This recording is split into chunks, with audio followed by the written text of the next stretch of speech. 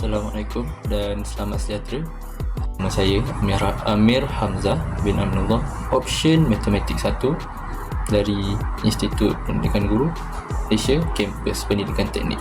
Saya akan membincangkan tentang GPPP 1092, subjek pengantar pengajian pendidikan. Okey, mari kita mulakan. Jadi, buat pertama sekali, marilah kita mengenali apa itu definisi guru berjiwa pendidik. Daripada slide ini mengatakan bahawa guru berjiwa pendidik membawa maksud yang guru yang ditugaskan untuk mendidik dan membentuk pelajar supaya pelajar dapat menambah baik dari aspek akademik, sosial, rohani dan jasmani. Rohana Hamzah mengatakan dalam artikelnya bahawa seorang guru berjiwa pendidik seharusnya memiliki kefahaman yang mantap terhadap tujuan atau matlamat pendidikan itu sendiri. Maksudnya, guru yang berjiwa pendidik ini, dia telah ada dalam hati dia untuk mendidik, bukan sahaja untuk mengajar murid. Perbezaan antara mengajar dan mendidik adalah mendidik menjadikan seseorang itu lebih mengetahui tentang dunia sebenar, lebih peka dengan dunia sebenar, manakala mengajar hanya memberitahu tentang maklumat yang perlu diketahui untuk kegunaan masa hadapan lah. Jadi ada sedikit perbezaan antara mengajar dan mendidik. Baik, kita pergi ke slide yang seterusnya. Kita teruskan dengan slide ketiga, di mana ia menunjukkan tentang tujuan pendidikan di Malaysia. Baik, seperti mana kita tahu, Malaysia merupakan negara yang mempunyai berbilang kaum. Maka tujuan pendidikan di Malaysia adalah untuk memupuk semangat bersatu padu antara setiap kaum. Okey, seperti yang dikatakan oleh Mior, pada 2011, Malaysia mempunyai objektif pendidikan di mana pendidikan bukan sahaja untuk memberi pelajaran di sekolah semata-mata, tetapi sebagai alat untuk merealisasikan perpaduan bangsa. Maka, jika perpaduan bangsa dapat dieratkan, tidak ada perbalahan antara bangsa atau kaum, maka amanlah negara ini kan. Baik, untuk poin yang kedua, di mana guru yang mengajar perlu mempunyai ciri yang positif dari setiap aspek lah, positif tu, agar pelajar yang dilahirkan dapat menguasai aspek bukan sahaja akademik, malahan emosi, intelek, rohani dan jasmani. Sangat penting aspek-aspek ini agar pelajar yang dilahirkan berfikiran matang. Apabila pelajar yang dilahirkan ini berfikiran matang, tidak akan terjadi perkara-perkara yang tidak masuk akal. Seterusnya kita akan membincangkan tentang SKPM 2010. Seperti mana kita tahu, SKPM ni ada 3 gelombang, tapi kita akan sentuh dulu tentang untuk 2010. Yang pertama ni kita akan sentuh tentang 2010 dulu lah. Jadi yang pertama sekali adalah kepimpinan dan hala tuju. Kepimpinan dan hala tuju ini lebih kepada kepimpinan sekolah. Kepimpinan sekolah berperanan sebagai pemimpin berimpak. Okey. Jadi kita dah banyak jugalah kita praktikkan kepimpinan dan hala tuju ni, sebab kita untuk kepimpinan kita dah ada banyak badan-badan seperti pengawas sumber kan, kita dan ada kaki tangan dalam sekolah yang memastikan sekolah itu berjalan. Itu semua kepimpinan, dan hala tuju ni adalah dalam diri kita lah, dan benda tu telah disuntik oleh guru-guru. Okay. So yang kedua tentang pengurusan organisasi. Pengurusan organisasi ini lebih kepada mengambil kira potensi dan keperluan staf. Jadi kalau staf itu memerlukan sesuatu untuk melakukan kerja dan dia berkemampuan untuk melakukan kerja itu sangat dan adakah dia dia mampu membuat sesuatu perkara itu. Itu sangat penting untuk jaga. Yang ketiga adalah berakhlak mulia. So berakhlak mulia ni, kalau guru ni berakhlak mulia, dia dapat melahirkan murid yang berilmu, pengetahuan, berketerampilan, berakhlak mulia, bertanggungjawab dan berkeupayaan. Jadi anak murid ni dia tengok pada kita. Kalau dia tengok pada guru dia. Kalau guru dia ni ada akhlak mulia, murid ni pun akan ikut. Lebih kurang itulah. Okey, jadi pengajaran dan pembelajaran. Okey. Guru perlu merancang dan melaksanakan proses PNP yang berkualiti tinggi. PNP itu adalah pembelajaran dan pengajaran dan pembelajaran. Okey. Proses ini sangat penting untuk memastikan murid ni sentiasa fokus lah dalam kelas. So bila fokus, murid akan dapat input yang penting dalam kelas itu. Dan yang terakhir sekali adalah pengurusan kurikulum, ko-kurikulum dan sukan dan hal ehwal pelajar. Okey, ini bila semua perkara ni diuruskan dengan baik, kurikulum, ko-kurikulum dan sukan dan hal ehwal pelajar tu bukan sahaja dapat pandai dalam kertas lah semata-mata, dia akan membina skill yang penting untuk terus maju jaya dalam dunia yang sebenar ini. Okey, baik, kita akan beralih ke slide seterusnya, menceritakan tentang peranan guru dalam PDPC. Jadi, apa peranan guru dalam PDPC ni? Okey, peranan guru dalam PDPC ni dia ada dalam bab SKPM gelombang kedua. Okey. Jadi, apakah peranan guru dalam PDPC ini? Dan apa itu PDPC? Okey, PDPC ni adalah pelajaran dan pemudah cara. Okey. Jadi kita pergi pada poin yang pertama lah. So guru ni sebagai perancang. Okey, dalam kelas tu guru ni perlu merancang segala-galanya untuk memastikan pelajar dia dapat memahami atau dapat mendalami apa yang disampaikan, apa yang cuba disampaikan. Yang kedua, guru sebagai pengawal. Guru perlu mengetahui macam mana nak mengawal murid-murid dalam kelas. Kalau dia tak tahu, memang pelajar di dalam kelas tu memang tak terkawal lah. So bila tak terkawal, tak dapat nak belajar apa-apa lah. Okay, lebih kurang macam tu lah. Yang ketiga, guru sebagai pembimbing. Guru ni, menjadi guru ni, kita perlu membimbing satu demi satu. Kita perlu bimbing dari kecil hingga besar. Kalau dia tak tahu, kita bimbing. Kalau dia tak faham, kita bimbing. Macam tu. So guru ni perlu bimbing dari awal hingga ke akhir untuk melahirkan murid yang sangat berkualiti tinggi lah. Okay. Guru ni juga adalah sebagai pendorong. Guru, kita semua ada cita-cita kan. Guru ni just mendorong kita ke arah cita-cita tu. Lebih kurang macam tu lah. So guru, contohlah kalau kita nak jadi contoh nak jadi doktor lah kan, guru ni akan mendorong kita untuk kita melebihkan bahagian sains tu untuk supaya kita dapat menjadi doktor, ataupun mungkin kita nak jadi engineer. Guru ni akan mendorong kita ke arah menjadi engineer tu. Lebih kurang macam tu lah. Dan yang kelima adalah guru sebagai penilai. Guru sebagai penilai ni, kita nampak dia punya praktik kita praktikkan dia semasa report hari memberi report card ataupun report card lah. Okay. Memberi laporan, laporan tahunan. Okay. Laporan tahunan ni di mana guru akan menilai murid itu berdasarkan dia punya prestasi pembelajaran, dia punya akhlak, dia punya perangai dalam kelas tu, semua akan dinilai. So guru ni kena pandai menilai seseorang itu, dan dia kena pandai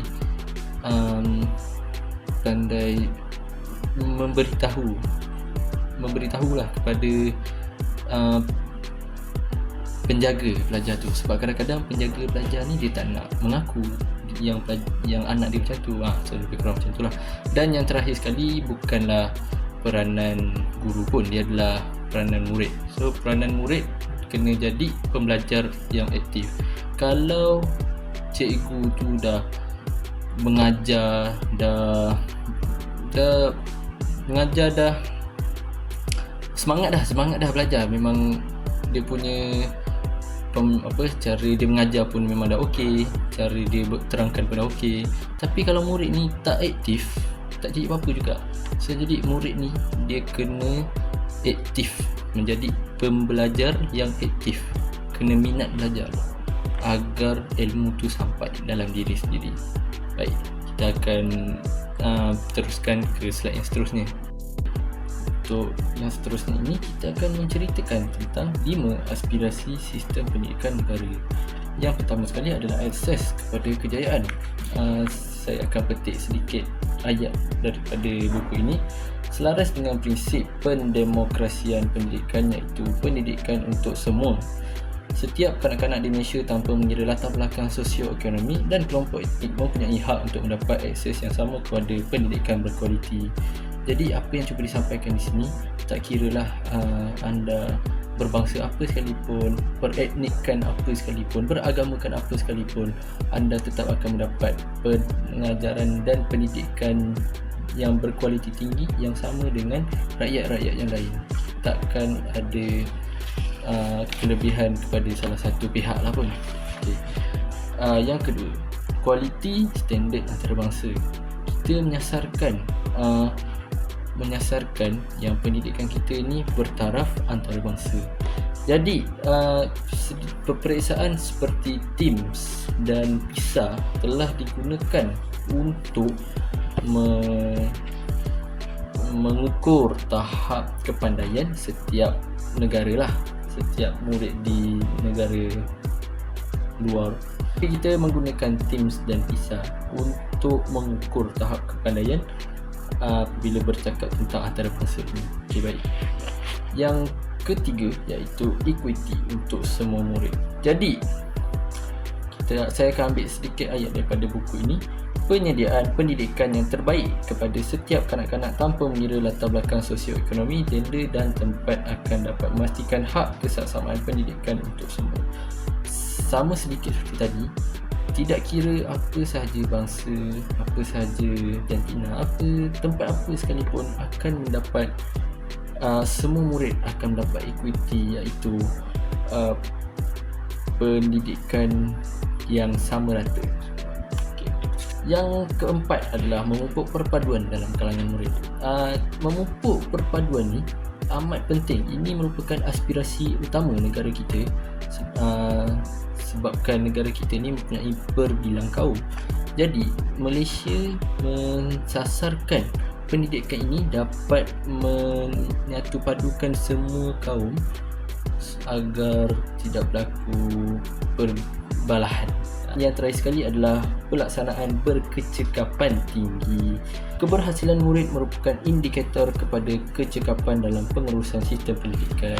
Jadi kalau murid itu keberhasilan dia ataupun kualiti murid itu sangat tinggi, maka kita dapat mencapai kecekapan yang tinggi dalam sistem pendidikan ini. Kita akan teruskan dengan slide yang seterusnya. Aspirasi pendidikan negara. Kita akan menceritakan pula tentang aspirasi murid. Baik, sistem pendidikan negara bermatlamat untuk memastikan setiap murid dapat mencapai potensi maksima yang ada dalam diri mereka. Kata-kata oleh Syamsiah 2022 dalam buku pengantar pengajian pendidikan pada tahun 2022. Okey. Setiap aspek dalam aspirasi murid ini penting untuk membentuk orang yang serba boleh, pelajar yang serba boleh dalam segala bidang, termasuklah akademik, sosial, jati diri dan kerohanian. Baik, sangat penting untuk pelajar sekarang mempunyai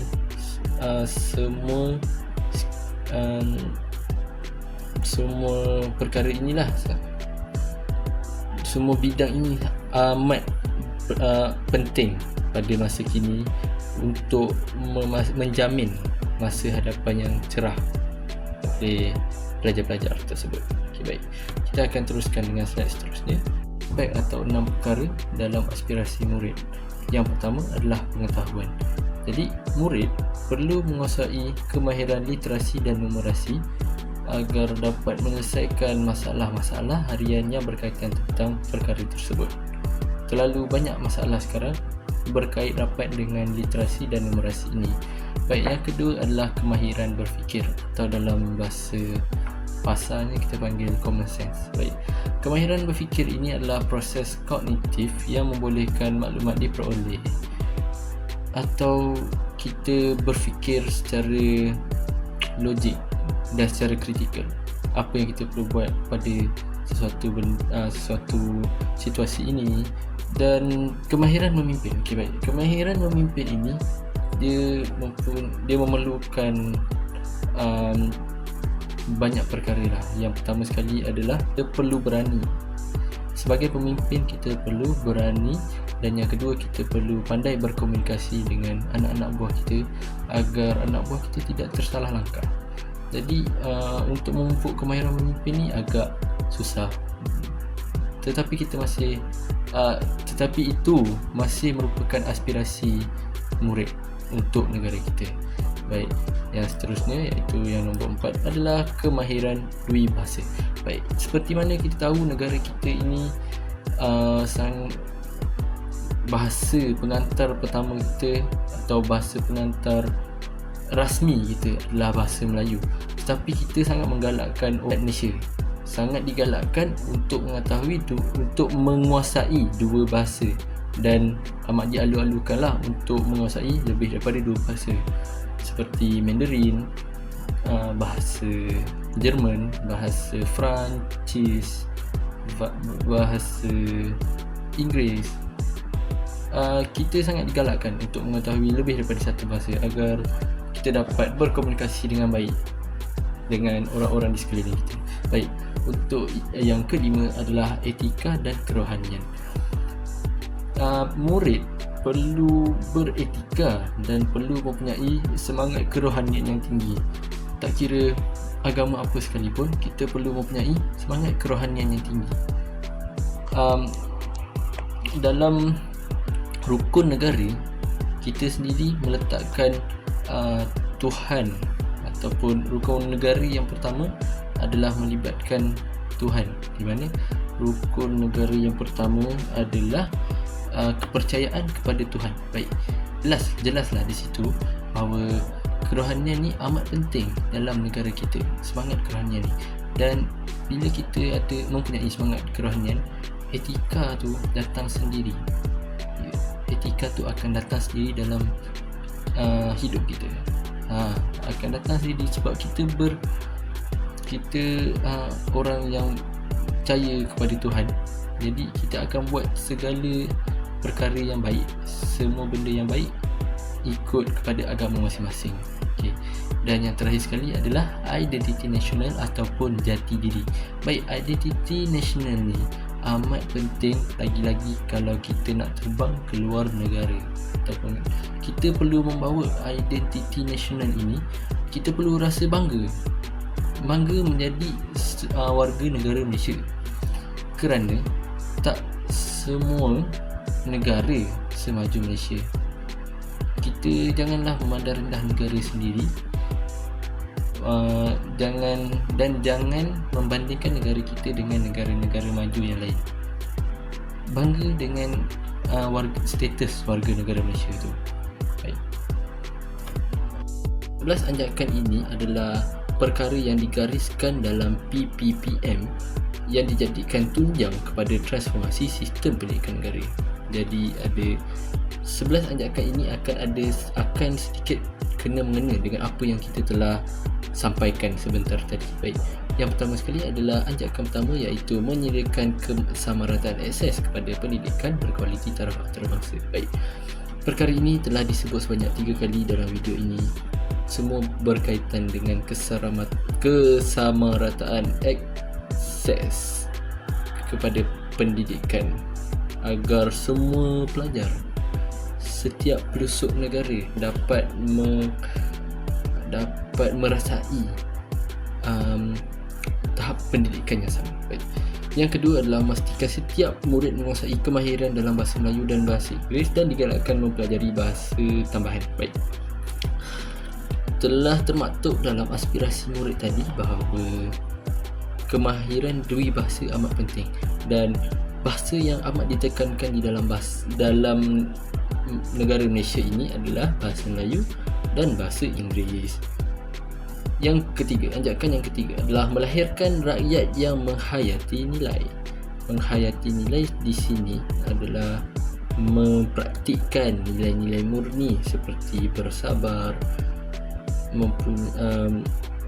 kesabaran yang tinggi, berakhlak mulia, berpandangan jauh, semua nilai-nilai murni baik dan sebagainya. Yang keempat, anjakan yang keempat adalah mentransformasikan profession keguruan menjadi profession pilihan.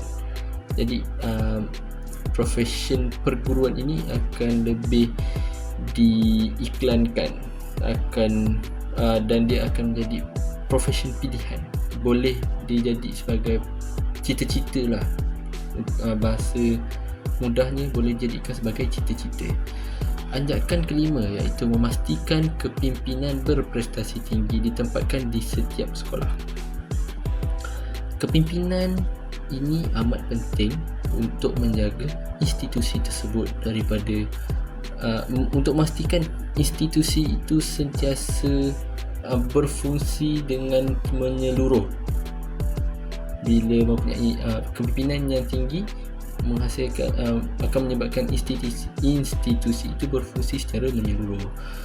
Anjakan keenam, mengupayakan JPN, PPD dan sekolah untuk menyediakan penyelesaian khusus berasaskan keperluan. Mengupayakan JPN. Okey. Anjakan ini menceritakan tentang menyediakan penyelesaian khusus berasaskan keperluan. Maksudnya ada keperluan yang khusus untuk setiap sekolah, kita akan upayakan, kita akan cuba melakukan, pihak kerajaan akan cuba untuk menyelesaikanlah, memberi apa keperluan tersebut. Yang ketujuh adalah memanfaatkan TMK. Yang tadi adalah yang keenam. Yang ketujuh adalah memanfaatkan TMK bagi meningkatkan kualiti pembelajaran di Malaysia. TMK ini tidaklah terdiri daripada komputer dan telefon sahaja. TMK ini boleh dikategorikan sebagai barangan elektronik yang ada di dalam bilik darjah seperti projektor, pemapar skrin LCD, televisyen. Boleh digunakan untuk meningkatkan kualiti pembelajaran di Malaysia. Anjakan ke-8 ialah mentransformasikan kebolehan dan keupayaan penyampaian kementerian. Baik. Dan anjakan yang ke-9, bekerjasama dengan ibu bapa, komuniti dan sektor swasta secara meluas. Guru-guru perlu bekerjasama dengan ibu bapa, setiap komuniti dan sektor swasta untuk memastikan kemenjadian pelajar ini berkembang. Anjakan ke-10, memaksimumkan keberhasilan murid bagi setiap ringgit. Maksudnya, setiap wang yang dibelanjakan ke KPM perlu dimaksimumkan keberhasilan murid. Macam contohnya, jika kerajaan telah memberi 5 juta, 5 juta itu perlu digunakan untuk memaksimumkan keberhasilan murid. Dan yang terakhir sekali adalah meningkatkan keterusan untuk kebertanggungjawatan awam secara langsung. Terakhir sekali, kita akan menceritakan tentang ciri-ciri syahsiah guru cemerlang. Guru perlu mempunyai konsep kendiri yang positif. Konsep kendiri yang positif ini bermaksud diri sendiri perlu mempunyai nilai yang positif, seperti bertolak ansur, baik hati, bertolak ansur, suka membantu, suka tolong menolong. Guru perlu mempunyai ciri itu agar dapat mendidik anak murid agar menjadi seperti itu juga. Baik, guru juga perlu berakhlak mulia. Akhlak mulia di sini menunjukkan guru perlu menunjuk contoh yang baik kepada murid-murid. Apabila contoh yang baik dapat ditunjukkan, maka murid-murid pun akan mencontohi contoh yang baik tersebut. Yang ketiga adalah bertanggungjawab dan amanah. So, guru bertanggungjawab dan amanah kepada setiap pelajar yang dididik oleh guru tersebut. Maka kalau guru itu tidak mempunyai tanggungjawab dan amanah, mereka akan biarkan pelajar-pelajar itu kecundang, dan sekaligus kita dapat melihat bahawa guru itu tidak cemerlang dalam sahsiah. Tidak cemerlanglah dalam sahsiah guru. Tidak tersenarai dalam ciri-ciri sahsiah guru yang cemerlang. Baik. Yang keempat adalah dedikasi. Dedikasi menunjukkan kepada kita punya keinginan untuk mendidik seseorang.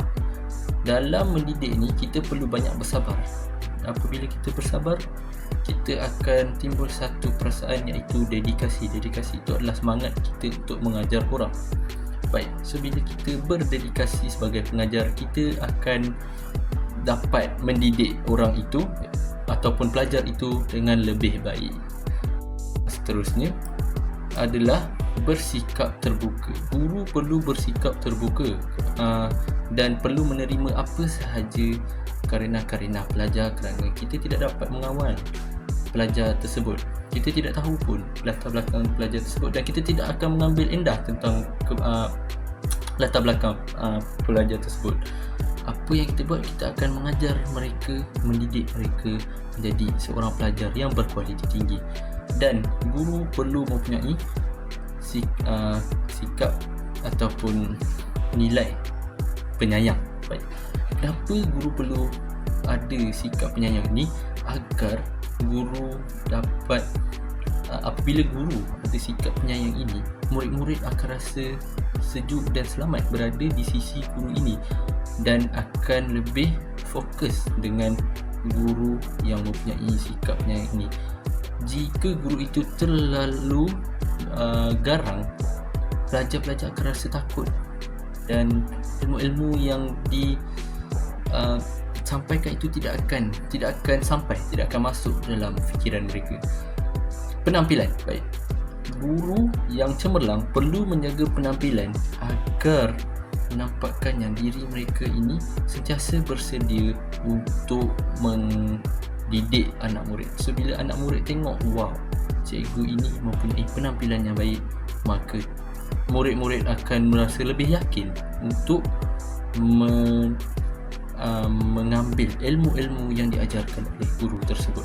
Dan yang terakhir sekali, cikgu perlu mempunyai keterampilan yang tinggi.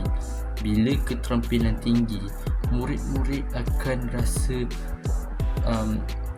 akan mengidolakan guru-guru.